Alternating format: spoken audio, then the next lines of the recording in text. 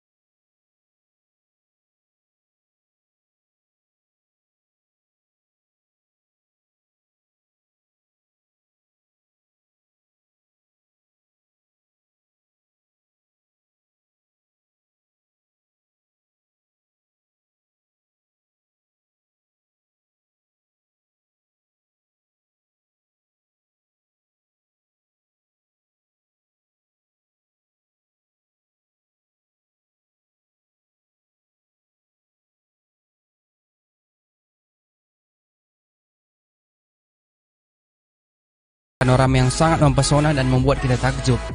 Diberikan nama si pisau-pisau karena bentuk air yang jatuh ke bawah mirip hujaman pisau. Tidak salah lagi bahwa air terjun ini menjadi tempat wisata terfavorit dan tujuan utama para wisatawan. Kalian wajib datang ke tempat ini karena tempatnya sangat indah sekali. Kalian bisa lihat amazing, bro. Untuk mengetahui informasi lebih lanjut mengenai pariwisata dan kebudayaan Kabupaten Karo, kawan-kawan bisa follow Instagram dan Facebook di Sparbud Karo. Dan subscribe channel YouTube di Sparbud Karo. So, tunggu apa lagi kan kawan? Jangan ragu untuk berwisata ke Tanah Karo ya. Jangan lupa patuhi protokol kesehatan dan jangan hanya berwisata tetapi juga menjaga kelestarian dari alam tersebut. Terima kasih sudah menonton video ini. Sampai jumpa di Tanah Karo. Menjuah-juah.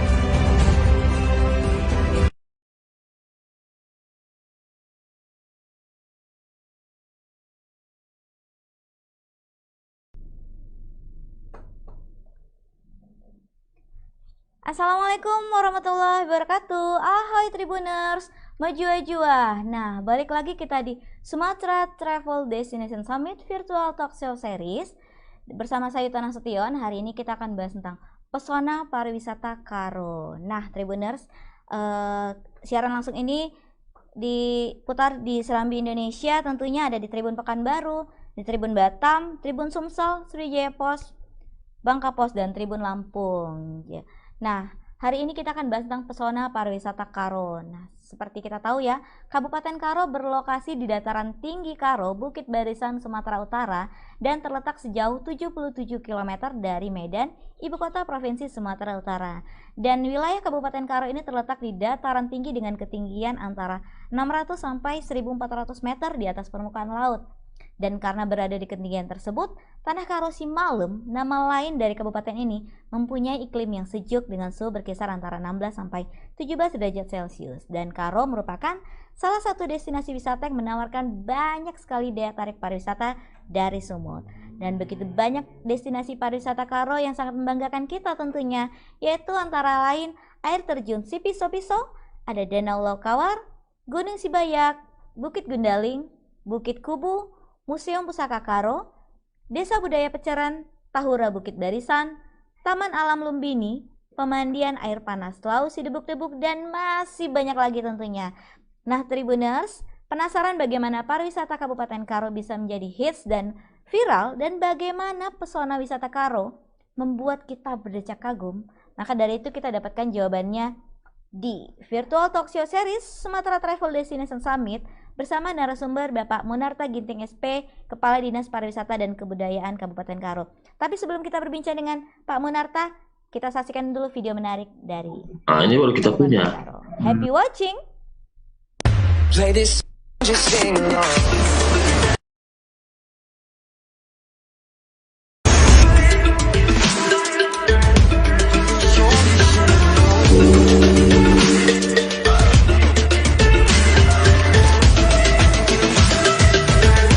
Play this song, just sing along. Play this song, just sing along.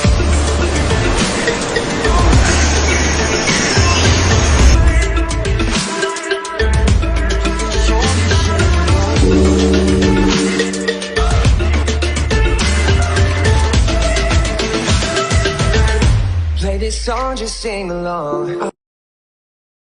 Play this song, just sing along.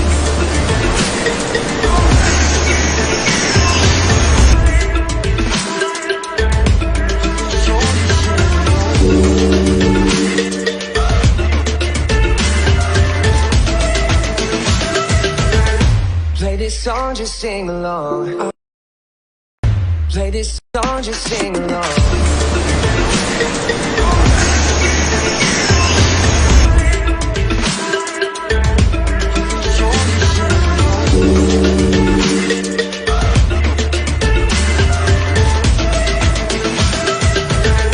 Play this song, just sing along.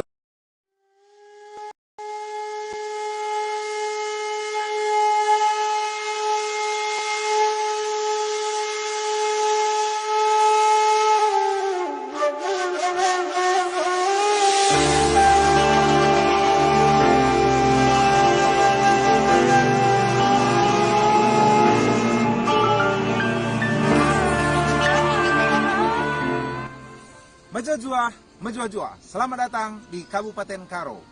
Mari nikmati keindahan alam dan kesegaran udara di Kabupaten Karo melalui objek-objek wisata yang akan kami perkenalkan untuk Anda kunjungi. Yuk, kita nikmati bersama. Kita awali perkenalan kita akan objek wisata di Kabupaten Karo dengan mampir di Penatapan. Penatapan merupakan destinasi wisata yang menawarkan pemandangan hutan lindung, pedesaan, hamparan lahan pertanian, dan padatnya kota Medan. Nah, sambil menikmati keindahan alam dan hembusan angin yang segar dan sejuk, kita dapat menikmati gurihnya jagung bakar, jagung rebus, dan kelezatan makanan ringan lainnya. Tak jauh dari Penatapan, kita juga dapat menikmati kesegaran udara dan suasana hutan lindung di Sampuran Kuli Karo. Destinasi wisata ini menawarkan suasana hutan yang telah ditata dengan baik tanpa merusak ekosistem aslinya, serta dilengkapi dengan musola, kantin, camping area, jungle track, dan toilet untuk memanjakan para pengunjungnya. Jalan setapak juga sudah disiapkan dengan baik, menghantarkan kita mengitari hutan lindung tersebut sambil bersuah foto di tempat-tempat yang sudah disiapkan dengan latar belakang pepohonan yang rindang. Dan di ujung perjalanan yang kita lakukan, kita akan disajikan dengan indahnya air terjun Sikulika, dilengkapi dengan tempat-tempat berfoto yang berlatar belakang air terjun tersebut.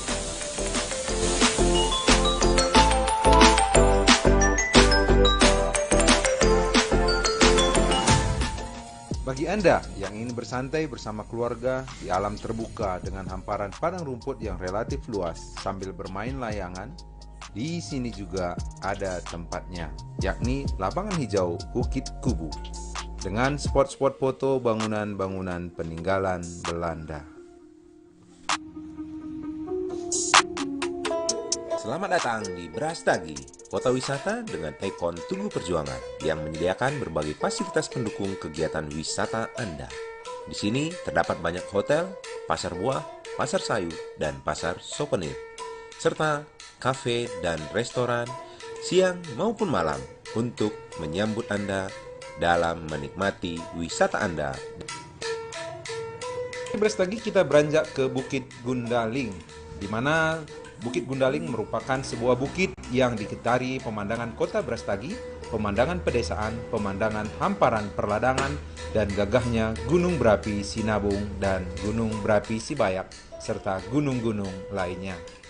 Ditambah dengan hembusan angin yang sejuk, puncak ini memberikan sensasi alam yang sangat komprehensif.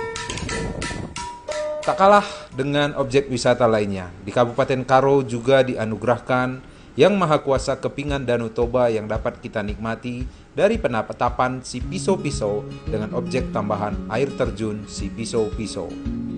Berikutnya, mari kita nikmati segarnya air Danau Toba di Desa Tongge.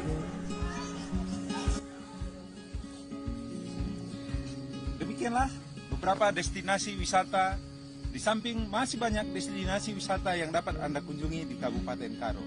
Ayo, kami tunggu kedatangan Anda di Kabupaten Karo untuk menikmati indahnya alam dan segarnya udara di Kabupaten Karo.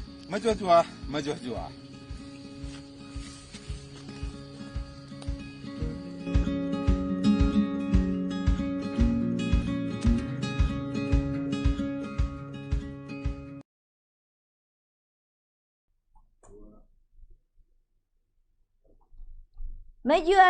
Maju ajua itu tadi ya kan, kita lihat nih Tribuners, banyak banget destinasi pariwisata di Karo yang mengagumkan ya, wisata alamnya, ada wisata museum juga. Aduh, maka hari ini kita akan tanya-tanya langsung nih ke Pak Munarta Ginting selaku Kepala Dinas Pariwisata Kabupaten Karo. Halo Pak, sudah ready di Zoom? Selamat siang Pak, maju ajua. Halo, Mujua-jua, selamat sore Ibu.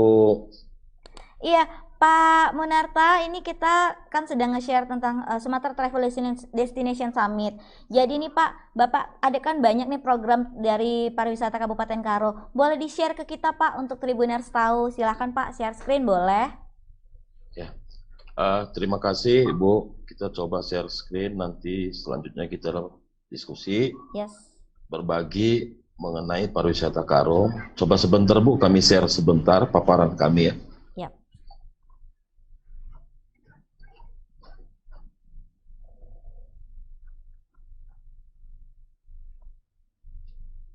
Nah, Tribuners sambil menunggu Pak Munarta nge-share screen.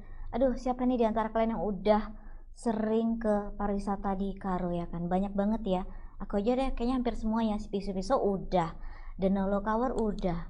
Gunung Sibayak apalagi, aduh rindu yang namanya camping ya kan. Bukit Gundaling, waduh tempat kita bersama keluarga tentunya ya berbagi. Di sana banyak tempat-tempat menarik. Bukit Kubu, aduh ada lagi Taman Alam Lumbini, Pagoda, nggak usah perlu repot-repot pergi ke Thailand atau ke mana yang banyak pagodanya gitu ya. Di Taman Alam Lumbi ini ada.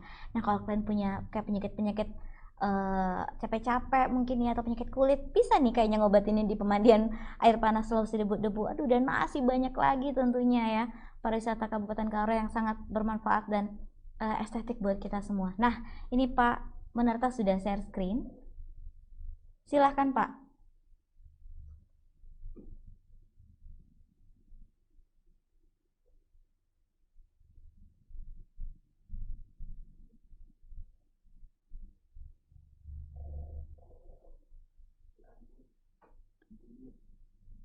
Pak Monarta, mohon maaf suaranya di mute sama Bapak itu. Ya, terima kasih Bu atas diingatkannya. Ya. Jadi buat pemirsa Tribun Medan dan seluruh Tribun Nusantara, terima kasih atas waktu dan kesempatan yang telah diberikan ke kami, ke pemerintah Kabupaten Karo, khususnya Dinas Pariwisata, berbagi informasi tentang pariwisata Kabupaten Karo. Tentu kami juga sangat berharap ke depan semua pemirsa, pendengar Tribun Medan selalu siap memberikan saran masukan buat kami, buat pemerintah Kabupaten Karo, sehingga apa yang akan kami programkan, kami susun menjadi sebuah kegiatan, dapat menjadi hal-hal yang baru dan menambah minat seluruh wisatawan yang akan dan mau berkunjung ke Kabupaten Karo. Terima kasih. Siap, Pak. Mungkin pertama kami menyampaikan, sebentar ya, slide-nya kok nggak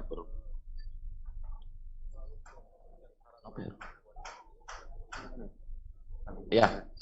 Jadi kami Dinas Pariwisata, memang pekerjaan kami sebenarnya hanya sedikit. Maksud kami memang dinasnya Dinas Pariwisata dan Kebudayaan. Jadi di bidang pariwisata itu kerjaan kami bagaimana meningkatkan jumlah kunjungan wisatawan ke Kabupaten Karo, dan juga sekaligus bagaimana meningkatkan pendapatan asli daerah pemerintah Kabupaten Karo di sektor kepariwisataan, dan juga memberikan kontribusi bagi PDRB Kabupaten Karo. Terus di bidang kebudayaan juga kami menyelenggarakan festival-festival seni dan budaya, dan juga saat ini memang kita sebenarnya belum bisa dikatakan Karo itu memiliki benda cagar budaya karena masih diduga. Namun kita juga tahun ini sudah mulai akan melakukan sertifikasi benda diduga cagar budaya. Makanya benda-benda situs dan kawasan cagar budaya juga akan kita lestarikan. Baru jumlah karya budaya yang direvitalisasi dan inventarisasi, baru jumlah cagar budaya yang dikelola secara terpadu, itu memang menjadi tanggung jawab kami. Jadi Dinas Pariwisata Kabupaten Karo itu dibagi menjadi 6 program. Program pertama itu pengembangan kebudayaan. Jadi kita juga selain bidang kepariwisataan, juga kita membidangi tentang kebudayaan. Jadi pengembangan kebudayaan juga merupakan tanggung jawab dinas kami, yang antara lain pembinaan sumber daya lembaga dan pranata kebudayaan. Nanti di situ yang selama ini memang masih kurang diperhatikan, sehingga kami ingin membuat suatu seminar tentang adat dan budaya Karo. Perlu kami sampaikan di sini juga, memang ada beberapa pelaksanaan adat itu di Kabupaten Karo khususnya, dan orang atau suku Karo itu ada perbedaan-perbedaan di dalam menjalankan adatnya. Ini yang akan kami seminarkan. Jadi perbedaan itu akan menjadi sebuah keindahan di masing-masing zoning atau zona, itu yang mau kami seminarkan. Dan juga kami sangat intens di dalam budaya ini. Jadi kita juga akan melakukan 2022 berupa studi-studi banding dan belajar ke daerah-daerah lain. Jadi sebenarnya budaya tentu kita mengetahui bagaimana budaya juga direct ke pariwisata itu terlaksana di Bali, sehingga kami melihat sangat begitu perlu kami belajar ke Bali, khususnya dalam tahap budaya ini dan adat istiadat ini bisa menjadi daya tarik wisata bagi wisatawan. Itu juga kami lakukan ke Bali.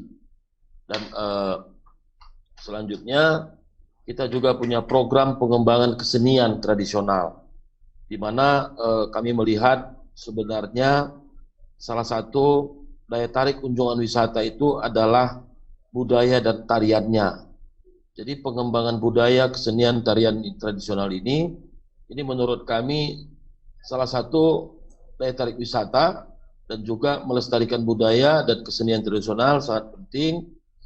Namun kita juga tidak bisa mengabaikan budaya dan tarian tradisional ini. Karena ini salah satu destinasi atau daya tarik kunjungan wisata yang tidak pernah akan kita lihat di daerah lain, yang tidak pernah didapat oleh wisatawan di tempat-tempat lain.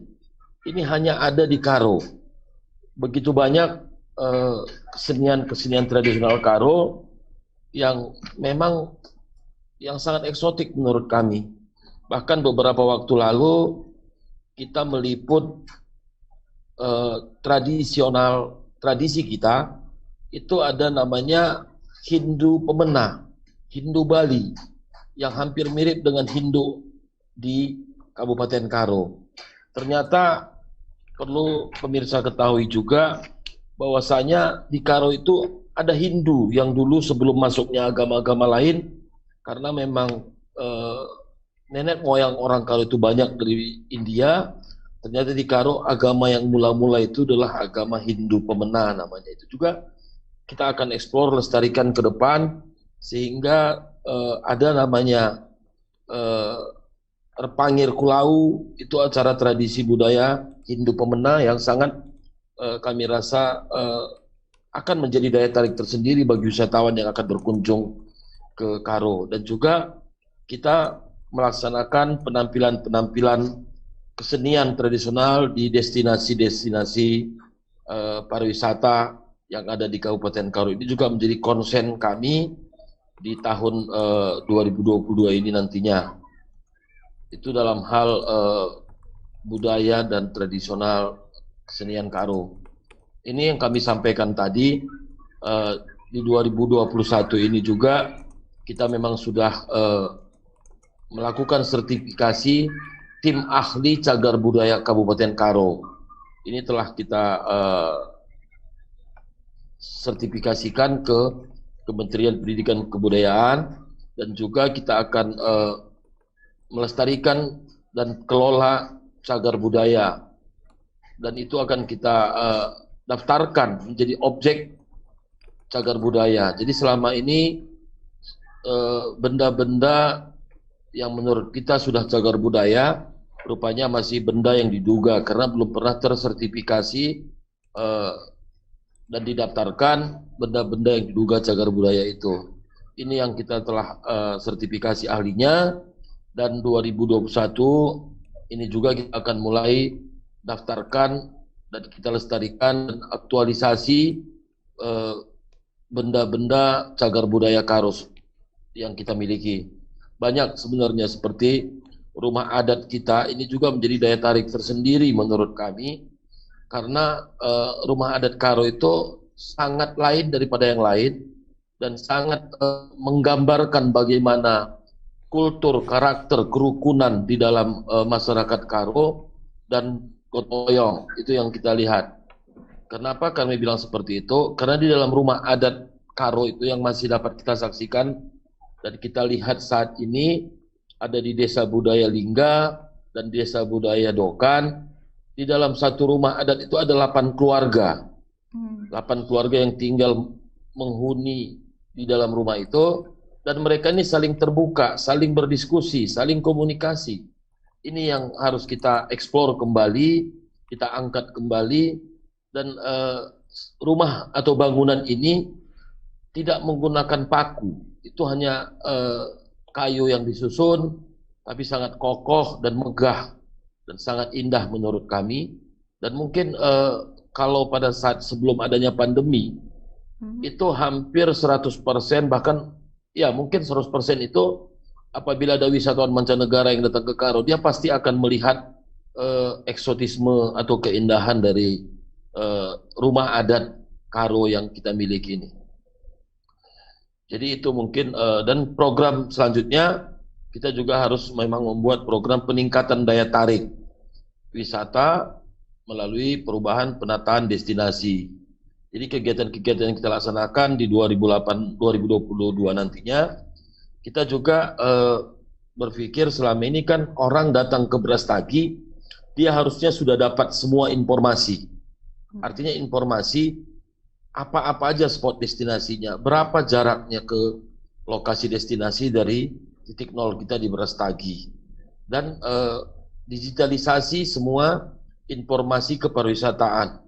Ini makanya di 2022 menurut kami kita akan membangun turis information itu ya, dan perlengkapannya secara digital juga harapan kita di 2022 sudah bisa kita laksanakan sehingga orang nyampe di Brastagi dia akan mencari dulu kantor turis informasinya sehingga dari situ dia akan melihat mengetahui dia mau wisatanya kemana. Baik itu wisata alam, wisata budaya, dan juga wisata-wisata minat-minat khusus atau wisata-wisata buatan. Itu harapan kita dengan pembangunan turis informasi.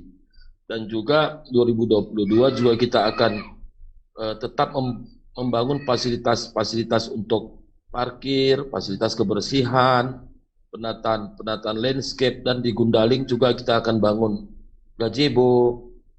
Seperti itu, karena kita melihat saat ini juga di Gundaling itu mungkin wisata yang sudah sangat mendunia, namun penataan lokasi, penataan kebersihan itu masih menurut hemat pemikiran kami masih perlu ditingkatkan dan kita akan perbaiki dan kita tingkatkan seperti saya bilang tadi.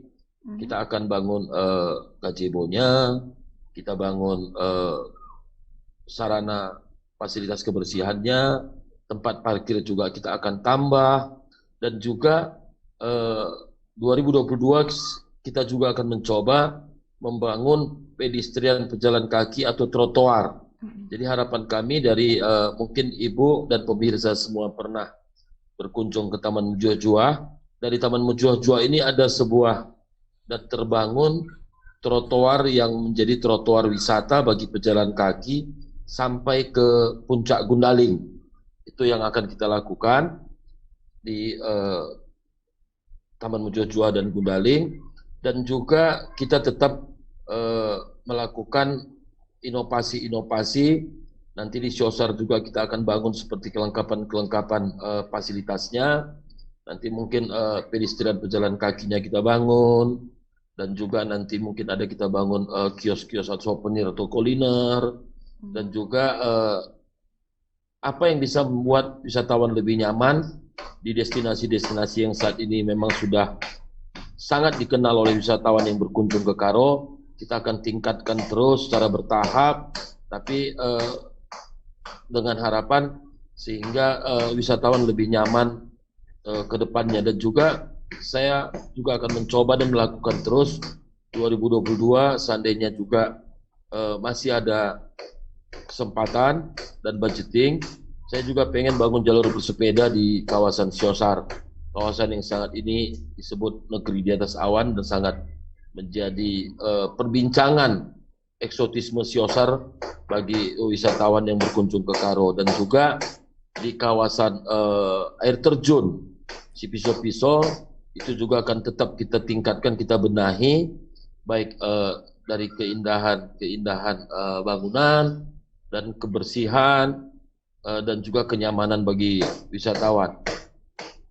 Dan juga kita tetap akan meningkatkan peran serta masyarakat atau pemberdayaan masyarakat, kelompok-kelompok sadar wisata dalam pengelolaan destinasi pariwisata. Artinya kita nggak boleh berhenti melaksanakan sosialisasi sadar wisata kepada masyarakat yang berada di sekitar destinasi pariwisata, baik pariwisata swasta, pariwisata yang dikelola oleh pemerintah daerah, dan satu lagi kita juga tidak berhenti dan juga tetap mengeksplor yang tren saat ini, destinasi desa wisata seperti Desa Seribu Bunga ada di Desa Raya, ada juga Puncak Pelangkah Gading, itu itu di desa Kutambaru, Kecamatan Bunte, itu kita juga tetap tingkatkan, benahi. Dan bagi pemirsa Tribun juga semuanya, di 2022 nanti kalau kita bisa buka YouTube, buka media sosial, Plangkah Gading pasti sudah jadi daerah kunjungan, karena jalan juga akan dibangun menuju ke lokasi puncak Plangkah Gading, dan juga plaza area pengunjung akan kita bangun, dan juga amphitheater untuk gedung-gedung pertunjukan kita bangun di puncak Plangkah Gading. Itu juga sangat eksotik dan menurut kami sangat sejuk, sangat indah. Memang begitulah yang kami rencanakan di 2022. Oke. Selanjutnya, Ibu, kita juga membangun pariwisata tidak hanya serta-merta membangun fasilitas atau membangun fisik, kita harus juga membangun sumber daya pariwisata, sumber daya manusianya, sehingga pariwisata itu bukan hanya fisik yang dilihat, jadi bagaimana juga keramah tamahan dari masyarakat dan juga pemandu wisata alam khusus untuk Arung Jeram. Oh iya Bu dan pemirsa, kita Arung Jeram juga kita telah ada di Kabupaten Karo, dan menurut kami itu sangat bagus di Desa Perbesi, Desa Wisata Perbesi. Di situ kita juga bisa setiap saat disediakan oleh desa tersebut ada rubber boat, ada pemandunya, sehingga kita bisa menikmati wisata Arung Jeram di Desa Perbesi. Dan juga kita melakukan pelatihan kepada SDM pariwisata di bidang pemandu wisata dan juga trekking, karena banyak lokasi-lokasi yang juga cocok untuk trekking di Kabupaten Karo. Dan juga SDM masyarakat juga kita mau bagaimana masyarakat bisa menjadi tuan rumah di desa wisatanya atau di daerah wisatanya, sehingga bisa juga mereka memberikan penyewaan terhadap homestay, pengelolaan pelatihan tentang desa wisata. Baru desa juga kita harap melalui Dinas Pariwisata dengan program pengembangan desa wisata ini, nanti juga anak-anak milenial di desa kita akan latih menjadi pemandu, dan juga mereka menjadi pengelola digitalisasi desa wisata. Artinya bagaimana desa juga yang menjadi desa wisata bisa mempromosikan desanya menjadi daerah kunjungan bagi wisatawan. Dan juga kita juga akan melakukan pelatihan di desa wisata. Seperti saya bilang tadi, ada Plangkah Gading, ada Desa Raya, ada juga desa wisata yang di Siosar.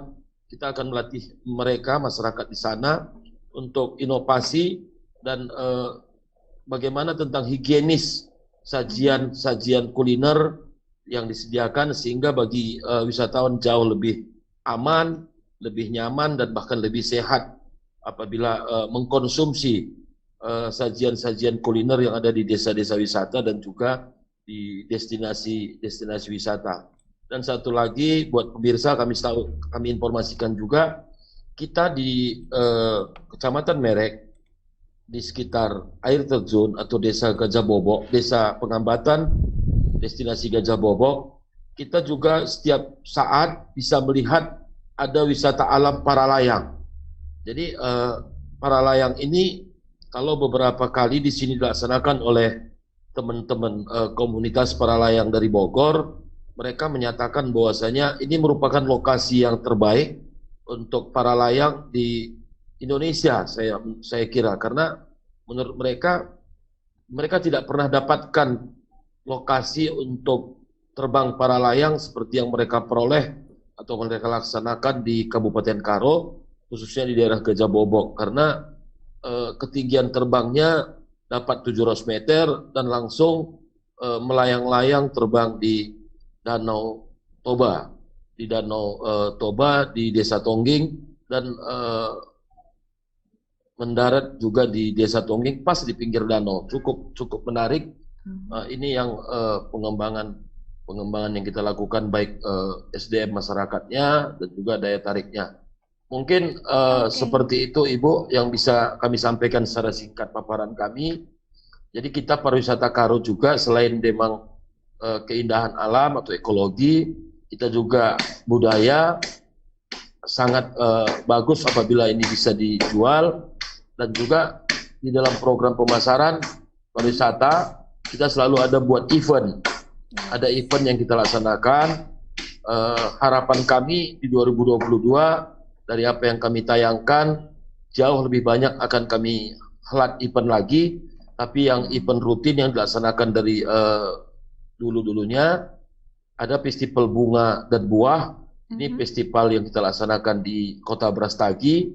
Ada parade mobil hias, ada parade kontingen masyarakat, dan juga ada beberapa pertunjukan-pertunjukan di Brastagi.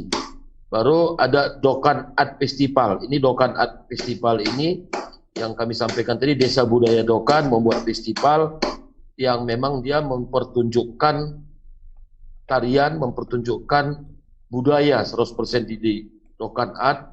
Dan juga ada di selanjutnya kita mau 2022 juga si Piso Festival. Jadi si Piso Festival ini nanti kita akan juga seperti festival, tetapi kita laksanakan di air terjun yang juga melibatkan langsung masyarakat di seputaran air terjun Piso ini, baik Pengambatan, Tongging, Sibolangit, itu yang akan kita buat sebuah event festival. Dan juga sekaligus ada event budaya di sini. Baru ada Siosar Festival. Siosar Festival juga ini negeri di atas awan yang memang akan dilaksanakan seperti event. Kalau pemirsa dan teman-teman pernah mendengar pesta tahunan atau kerja tahun dalam bahasa Karonya, di sini akan kita tampilkan bagaimana pesta tahunan atau kerja tahun yang memang itu menjadi sebuah tradisi di Kabupaten Karo bagi masyarakat pada saat musim panen. Itu yang kita laksanakan di Siosar Festival. Dan juga ada festival tarian-tarian di sini nantinya di Siosar Festival. Dan ada juga selanjutnya nanti 2022 kita akan buat ini bagi teman-teman yang goes, hobinya goes bisa nanti mengikuti Tour de Sinabung. Ini nanti bersepeda di Kabupaten Karo. Dan pada prinsipnya ini juga akan menjadi event yang kita harapkan dari negara-negara tetangga selalu hadir pada perayaan pelaksanaan Tour de Sinabung ini. Dan juga kita mengikuti Pekan Raya Sumatera Utara. Ini akan menjadi pertunjukan penampilan Kabupaten Karo di PRSU di Medan. Ini menjadi program pemasaran. Dan juga kita juga mempersiapkan pemasaran kita secara digital. Artinya bagaimana pemasaran Kabupaten Karo, pemasaran pariwisata Kabupaten Karo bisa dijual secara digital. Dan ini sudah kita siapkan melalui media-media digital kita, dan juga nanti akan coba kita jual melalui media, melalui Facebook, Instagram, mungkin domestik dulu. Dan juga ke depan kita berharap 2022 seandainya pandemi ini berakhir, kita akan melalui media digital berbayar kita ke negara-negara Asia Tenggara secara program jangka 2022, jangka dekat. Dan ke depannya kita akan coba masuk merambah ke negara-negara Asia Timur atau Asia Barat, dan juga tidak tertutup sampai ke Eropa. Mungkin ini Siap, Ibu Pak, yang bisa disampaikan, nanti lebih apanya kita didiskusi. Terima kasih. Ya, siap. Tribuners, lihat tuh program pemasaran pariwisata Kabupaten Karo keren-keren ya, eventnya banyak sekali ya. Kita tunggu kayaknya di tahun 2022 itu ya Pak ya? Nanti Iya, itu akan kita laksanakan. Iya, nah Pak Munarta, pesona wisata Karo kan selain keindahan alam itu banyak ya. Tadi aku dengar ada kebudayaan menariknya, tari-tarian Karo, agama. Ternyata yang agama awalnya itu ada Hindu Pemena, itu kan jadi kayak suatu cerita gitu ya Pak. Cagar budaya, rumah adat Karo menarik. Tapi Pak, dari semua kategori atau jenis pariwisata yang ada di Kabupaten Karo, kira-kira apa yang paling diminati wisatawan ini Pak? Ya, terima kasih Bu. Memang sampai saat ini kita masih melihat wisatawan itu melihat Karo itu lebih banyak di wisata keindahan alam yang ada di Kabupaten Karo. Ya, seperti itu Bu. Berarti yang paling menarik memang ya back to nature ya Pak ya, balik ke alam gitu ya kan. Balik ke alam. Apalagi wisatawan luar negeri kan kayaknya Indonesia ini paradise buat mereka gitu ya Pak ya, surganya Iya. gitu ya, benar-benar. Iya. Tadi juga Bapak udah menjelaskan strategi pemasaran seperti apa, pengembangan pariwisatanya, bagaimana. Kita doakan di tahun 2022 segera terlaksana ya Pak ya, biar untuk meningkatkan Ya, kunjungan amin. wisatawan tentunya. Tapi Pak, Amin. mengenai itu semua, kira-kira ada nggak Pak permasalahan atau kendala yang timbul dalam penanganan pariwisata Kabupaten Karo selama ini Pak? Ya, terima kasih Bu. Kendala pasti ada.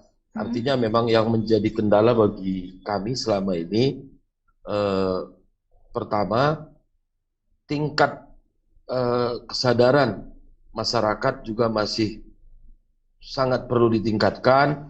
Bukan dibilang rendah, tetapi masih bagaimana masyarakat yang ada di Kabupaten Karo menyadari bahwasanya memang dalam rangka menerapkan Sabta Pesona di Kabupaten Karo itu ada seperti kebersihan, kita masih kurang.